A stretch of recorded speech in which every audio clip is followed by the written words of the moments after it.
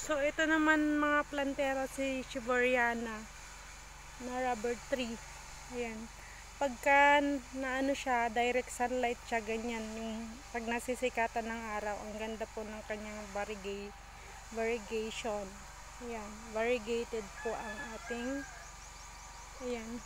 Pero dito, ayan, plain lang po siya yung isang sanga niya. Tapos tignan niyo yung suloy niya, oh.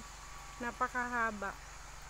Tapos, ang kinatutuwa ko rin dito sa may Shiboriana, meron na din siyang suloy dito sa may pinakababa.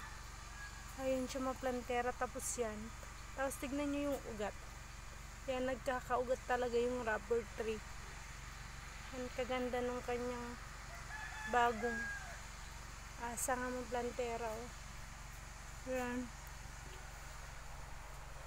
Mataas na din siya. Ayan.